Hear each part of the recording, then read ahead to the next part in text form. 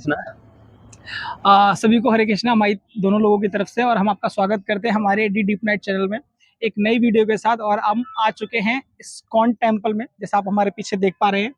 और एक अच्छा, मेरा आपसे एक सवाल है। इस्कॉन तो हम आ चुके हैं, हाँ बट आज इस्कॉन को आप जानते हैं, इस्कॉन को आप नहीं दुनिया जानती है। और करेक्ट दुनिया की सबसे बड़ी ट्रस्ट के अंदर इसका नाम आता है। बट ये ट्रस्ट की कहानी, इसकी ट्रस्ट की संघर्ष की कहानी थोड़ा मैं आपसे जानना चाहता हूँ। क्योंकि देखो, हर एक किसी की सफलता के पीछे कुछ ना कुछ संघर्ष होता है। बट इस्कॉन ने, मैंने सुना है, आपको ज्यादा अच्छे से पता है, इसकी संघर्ष की कहानी कुछ अलग ही है। तो आइए जानते हैं इसके संघर्ष के बारे में थोड़ा सा। दीपक भाई, अगर मैं इस्कॉन के बारे में बताने लगूं तो रात हो जाएगी।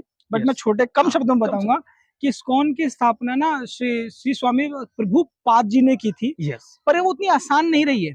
उन्होंने अपने 70 साल की उम्र के बाद, जब उन्होंने अपने काम कर लिया, इंजीनियर है अपने प्रोफेशन से, काम कर लिया, रिटायर हुए, तब जाके उन्होंने इस्कॉन की स्थापना की।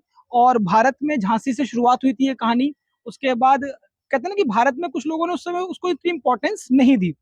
फिर ये अपने खर्चे पे, पता है आपको, ये अमेरिका गए। और अमेरिका जब गए ना, तो ये फ्लाइट से नहीं गए। अच्छा। ऐसा नहीं कि फ्लाइट से गए हो, ये एक ऐसे जहाज में गए जिसमें सामान लेकर जाया जाता है भारत से अमेरिका। तो समुद्र के रास्ते गए। और उसमें पता नहीं कितने दिनों की कठिन वो सफर रहा, जिसके अंदर वो फ्री में गए थे, किसी से सिर्फ बात करके कि मुझे अमेरिका तक आपको छोड़ दो, मतलब पैसे नहीं है। और उसी के अंदर कुछ खाना पानी अपने लिए रख लिया, जैसे तैसे वो पहुंचे। और अमेरिका में जाके जब उन्होंने अपना भगवत गीता, श्रीमद भगवत गीता का जब प्रचार किया, तो लोगों ने एक्सेप्ट ही नहीं किया। तो आपने देखा होगा अमेरिका में कुछ लोग जो ड्रग्स लेते रहते हैं, उनको हिप्पी कहते थे। उनसे इन्होंने शुरुआत की। अपने खुद के खर्चे पे उनको खाना खिलाते थे, उनको ये चर्चा करते थे। और चर्चा करने के लिए कोई स्थल नहीं था। अच्छा। पार्कों में जाते थे, सार्वजनिक पार्कों में जाते थे। और वो वहां से स्टार्ट हुआ। और आज आप देखोगे हजारों, मतलब पूरे भारत के अंदर तो हजारों, 400 से बड़ी ज्यादा इनकी ब्रांचेस हैं। अच्छा। और पूरी दुनिया में तो हजारों ये नंबर ऑफ में फैले हुए हैं, गुरुकुल चला रहे हैं।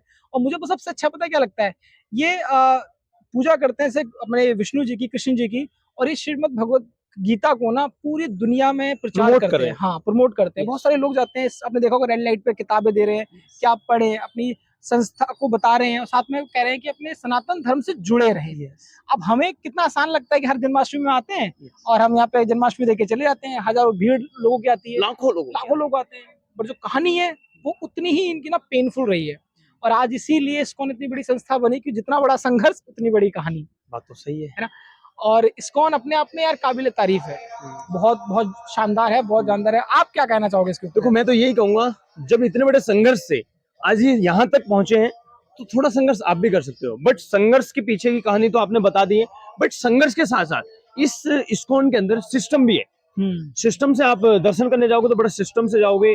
आप यहाँ मंत्र का जाप करोगे, तो वो भी बड़े नाम जाप कर सकते हो। नाम जाप बड़े सिस्टम से, मतलब सारी चीजें आपको सिस्टम से सिखाई जाती है।